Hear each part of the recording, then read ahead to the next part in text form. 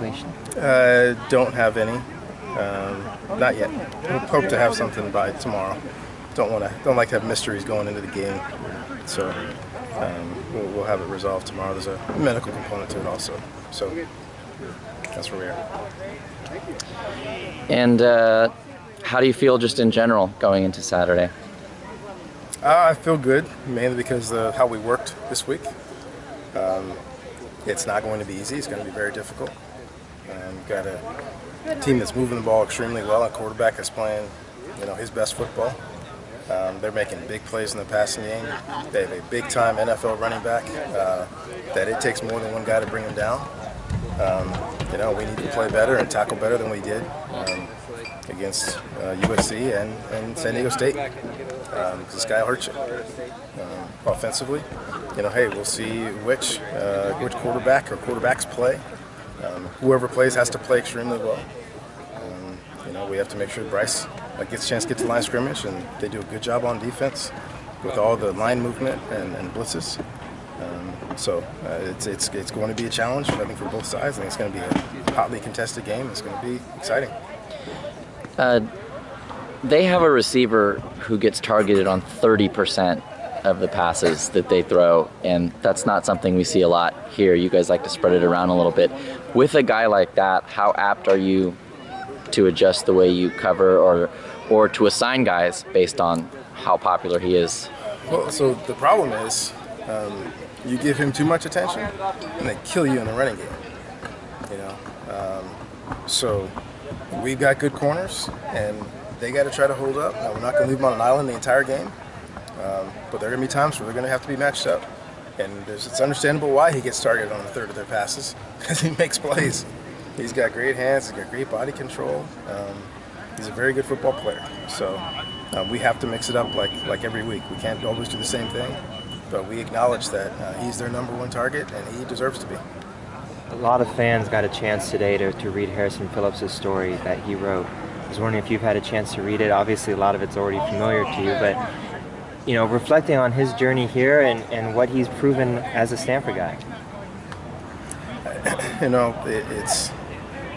We've had so many outstanding players and people that play here for us and do some great things on and off the football field.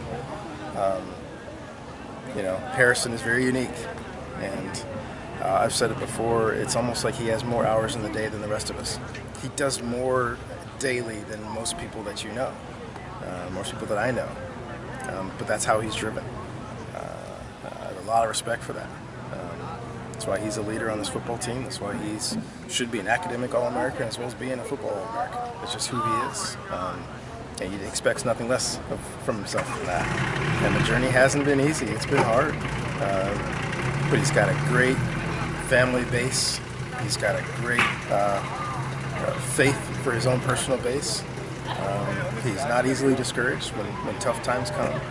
So I still feel like we're just seeing the beginnings of Harrison and what he's going to become over the next decade on and off the football field. Do you remember that phone call calling him he said, screaming your ear off? I've had a few like that, but that one was memorable. He was very excited. I don't know when the process started how much he really knew about Stanford. He knew kind of what it was, and he's a pretty bright kid. For a high academic kid, Stanford's always in the mix. But I think the more he researched and his family researched, the more they saw that this was a place that he fit. So to be able to get that phone call, that's one of the best parts of my job, is to be able to call someone and say that all of their hard work has paid off and they've been admitted to Stanford. Followed it up by saying, okay, now get ready to work even harder. That's right. But that was an exciting day. The tight ends have only had 8 catches since the Rice game as a group. How do you feel about how they're developing? I think they're developing well. It's always going to be back and forth, and I've explained to the guys before, when the offense is really working, you may have a game where you have 7 catches, you may have a game where you have 1, right? Because just like you said earlier, the ball's going to get spread around. Some of those games where we have, the lead, hopefully happens a lot, in the second half. There'd be less balls spread around, because we're going to run the ball, and as we should.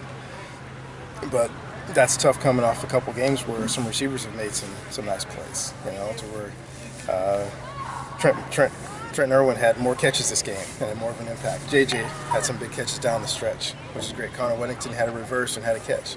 So there's only so many balls that go around. So week to week, it's just going to be however it works out. And as long as we win and the ball continues to get spread around, there's going to be a different guy, hopefully each game, that has one of those big breakout games. How big it was not having Sean Barton against San Diego State, and the big loss for him this year, not having him? Yeah, Sean hasn't even gotten anywhere close to his potential.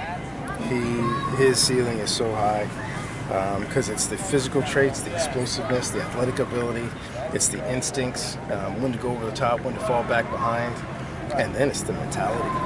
He hates to get blocked, so he gets off blocks and he accelerates and he likes to hit people. So he plays the game with a passion and energy that you want everybody in your team to play with.